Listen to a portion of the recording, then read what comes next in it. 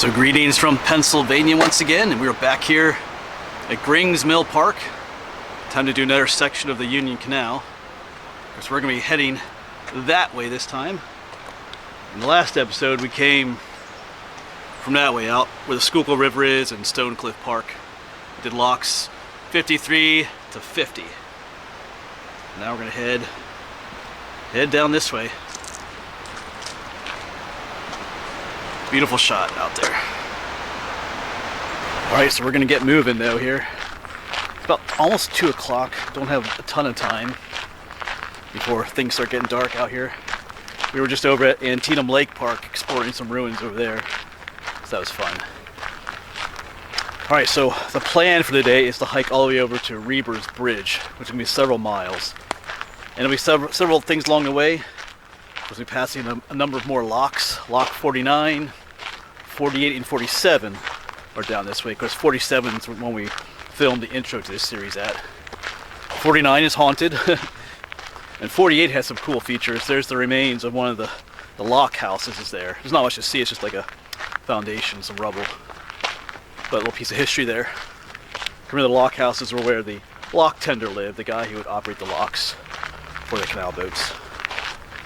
And then, if we make it all the way to the end, there was an aqueduct over Plum Creek, right by Reber's Bridge. But we'll see.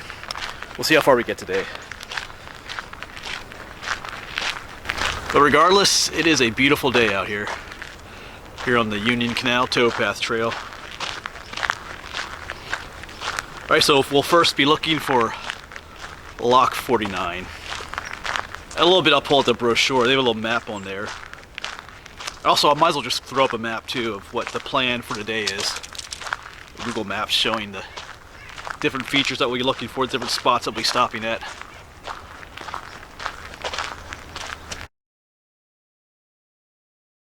Of course, once again, for reference, we are walking on the towpath trail. Remember, this is the path the mules would take as they towed the canal boats. Remember, the canal is right here, off to our right. And over there's the Topahawken Creek, which was the water source for the canal.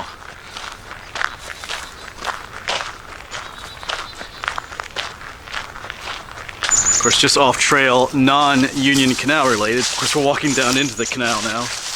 You have these things. These are always cool to find. These are, they go by different names. Osage orange. Some of these people call them hedge apples or monkey brains.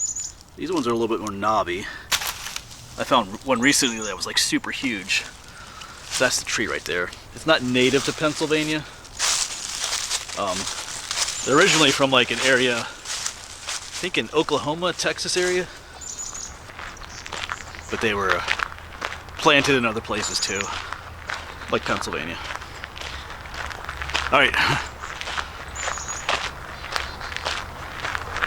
I do want to quick mention something too. In the previous video I filmed where we did that mule bridge going across the river there, the creek, there was a lock on the other side they referred to as a guard lock.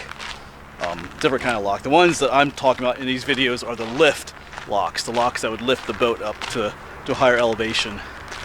So sometimes there were other types of locks, but the ones that are numbered, like today we're doing 49, 48, 47, those are called lift locks. Let me just quick show you the map that's on the brochure here once again. Because this brochure is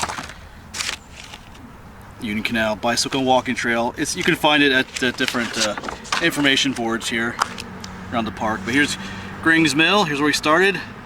Making our way down. There's Lock 49, the haunted one. And we're going to end up at the Berks County Heritage Center. Right there's the Wurtz covered bridge, which I filmed recently. And we'll turn it over and keep going. Lock 48, that's where that lock tender's house is. And there's actually a cool house there too. And we'll see if we keep going, eventually we'll get to Lock 47. Like that's the one I filmed in my intro video. And we'll see if we can make it all the way down to Plum Creek here. Maybe, we'll see, hopefully. Yeah, so like I mentioned at the beginning of the video, I have a little bit of a limited amount of daylight here. I think we'll see how far we get. Got 2 hours of good daylight left. All right, let's see if we can get up to Lock 49 here, the haunted one, which might be right here actually. I see a little signpost. The haunted lock. Yeah, I'm pretty sure this is it right up here. Once again, here's the canal, the side, and up here the canal narrows into what would have been the lock, which you can still make out. You can see some of the stonework over there. This one lacks the original nice dressed stonework. The outer stonework is gone here as well. You can see how it narrows. This would be the lock. Of course, there'd be wooden doors here and wooden doors on the other end. And like I said, there would have been nice cut dressed sandstone. It looked pretty cool. Someone left a rose down there. But yeah, lock 49 east, because we're on the east end of the canal.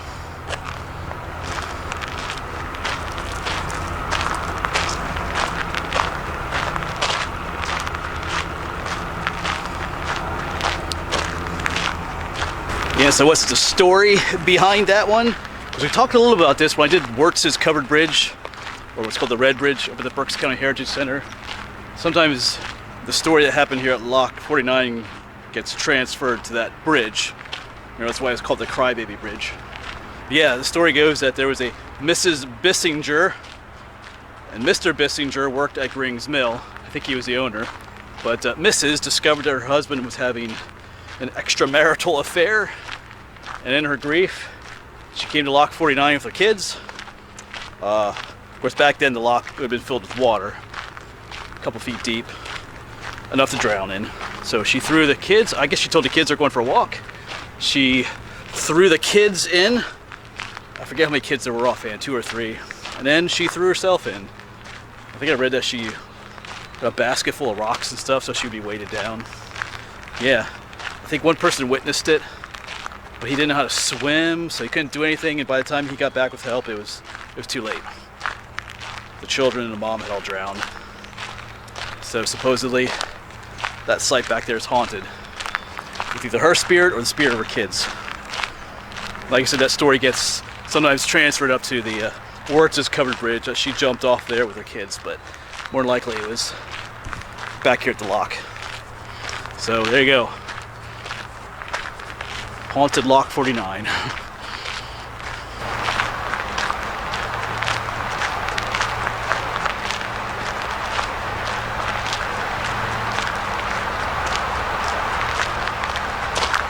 Alright, so just up ahead is the Berks County Heritage Center and Wurtz's covered bridge. So we'll get another look at that, but down this way, we were here just recently. You should maybe know where I'm going. Filmed here a couple weeks ago. The Deppen Cemetery. And there's of course, this cemetery is relocated here from another section, from another location that is now underwater because of the dam that was built at Blue Marsh. But this cemetery does have a link to the Union Canal, if you remember.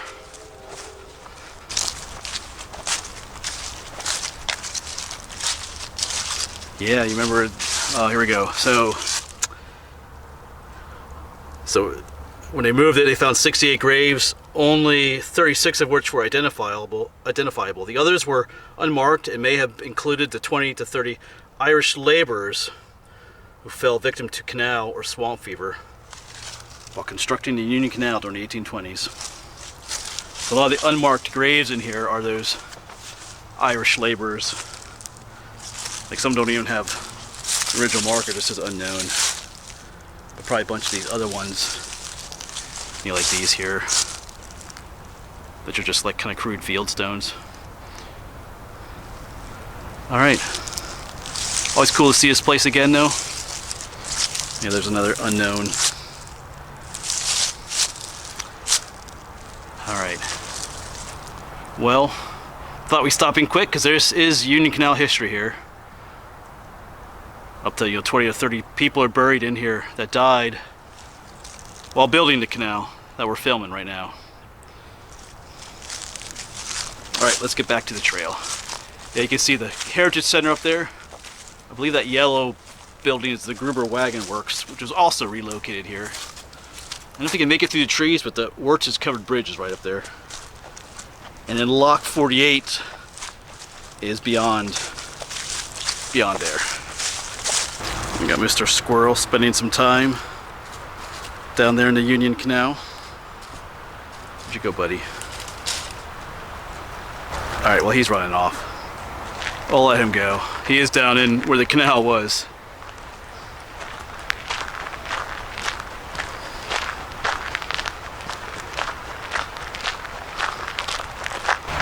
Yeah, and once again, here's that bridge. Wurtz's covered bridge. The longest single span covered bridge left in Pennsylvania. Always cool to see that. Of course, that's the Heritage Center up there, Berks County Heritage Center.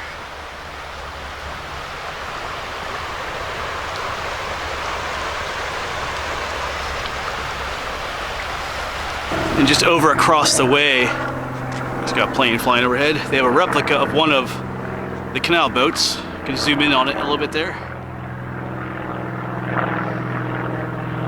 Kind of what some of them might look like.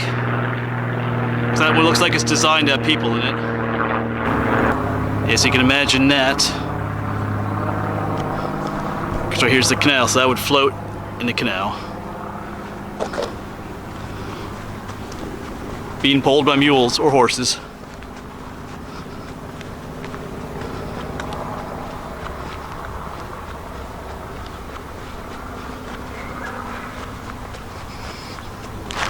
Alright, so Lock 48 is coming up. Of course, remember there's also the remains of the lock tender's house, the lock keeper. There's also another larger house up here too. That was here during the Union Canal times, which has some history. I think there's a little information board up here we can read about. I think whoever lived there had like a personal boat that he used on the Union Canal. I think that's the house right up ahead there. Alright, we'll be up there in just a bit. Yeah, this is a really nice area too. Oh, there's a rooster crowing. Reminds me of the farm.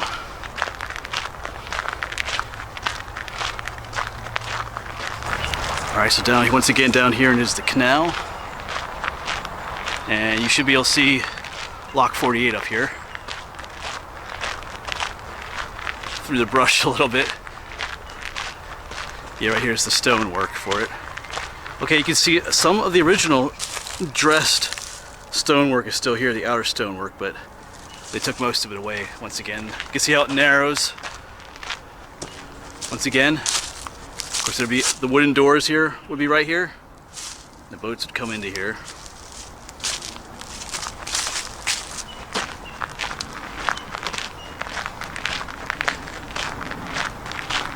And right here was the lock tender's house. The foundation of it is right in here. Not a very big house compared to the much nicer building up there. Let's read some information here. Site of the lock tender's house. The limestone foundation is what remains of the 16 by 20, 1.5 story wood frame lock tender's home located here at Lock 48. The accommodations were minimal. They only earned $1 to $10 per month to operate and maintain the locks. This is not to be confused with the large house behind you, which is owned by Captain Mockamer, who operated a barge named a Citizen on the canal. Yep, so that's his house back there. Right, and this was the lock tender's house, the little one up front here. At least what you can see of it, the foundation.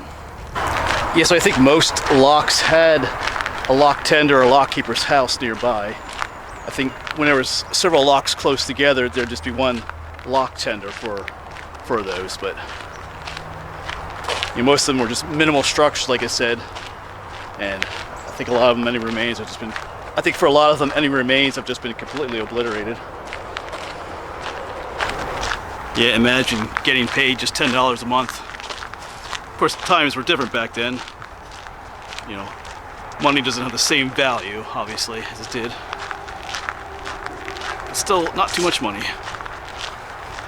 Alright, so it's going to get a bit noisy up here. We're going to be heading under the Route 222 bridge. Not sure how far we'll get just yet. I'm keeping track of my time. It's about 2:40. You got to remember, if it takes me an hour to get to the end, it's going to take me an hour to get back, or if it takes me an hour and a half, you know, an hour and a half saved for the return, unless I super hustle. So I want to keep that in mind. Same time. So we'll see how it goes.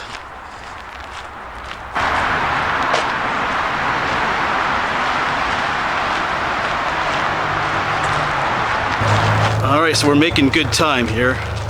About 250. So I think we'll make it down to at least lock number 47.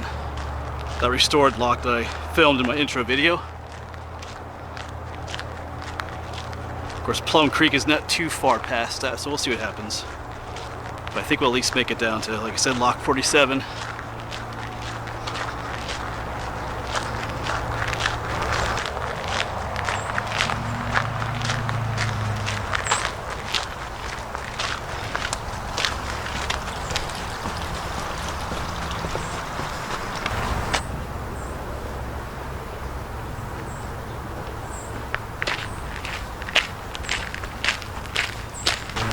All right, and I believe I see lock 47 up there, at least the fence for it. There's like a little wooden fence in front of it. Let me check the time here. Oh, 2:55. Of course, I'm stopping the film every now and then too, so that's slowing me down a little bit. I won't have to film on the way back.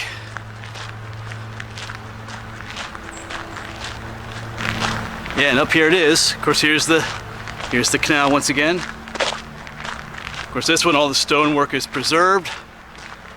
It's like the other ones we saw today, it looked pretty rough. It's kind of hard to picture sometimes. Then you can see this one here, you can see how the stonework should look. Like when I talk about that outer dressed stone, I'm referring to this stuff here. Beautiful stonework. Of course, on the inside is that rougher stonework. Here are the doors. Because these doors were restored years ago, but you can see they've seen some decay since then. But these large beams of wood is how they would open the doors, close them. It's cool. You can see how the metal is embedded in the stonework. In fact, there's one up here. Let's quick go up here. Where is that one?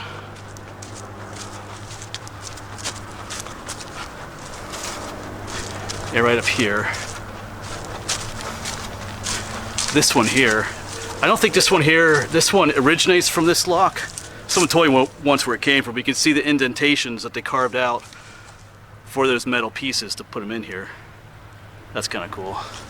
Once again, up here is one that has all those metal pieces in it. Of course, they would have the beam of wood here too, but these have disappeared, sort of. Well, there's one over there.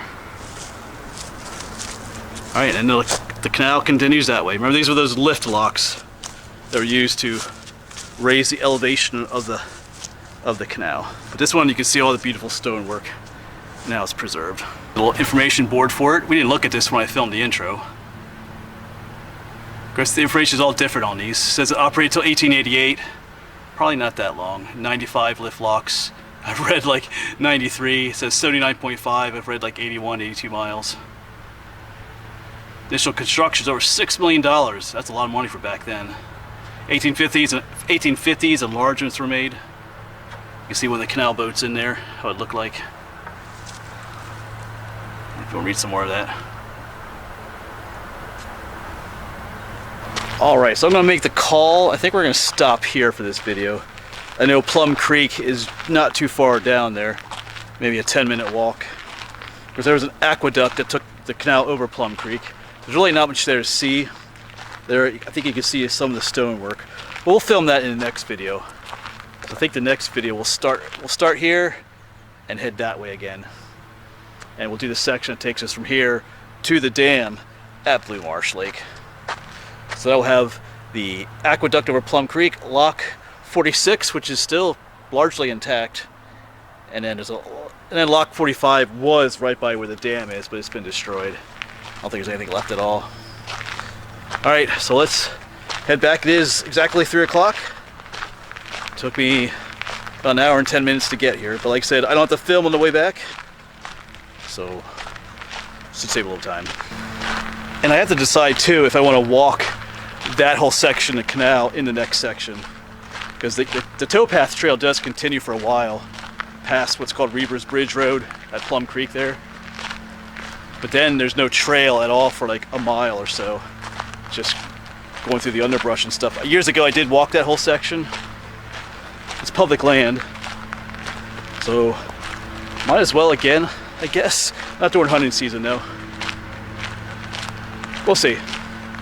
There's no locks or anything of interest along that section, just remnants of the canal itself. So I might just skip that again, we'll see. Alright. You know, if we see something interesting on the way back, I'll film, but other than that, I'll say bye to you back at Grings Mill. And there's the bridge on the way back. You know, never get tired of seeing that.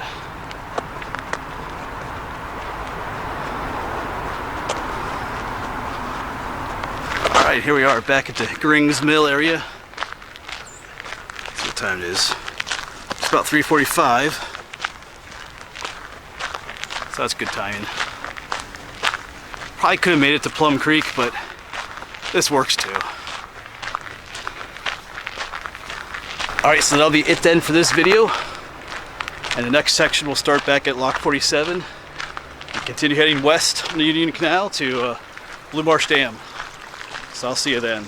Alright, thanks for watching.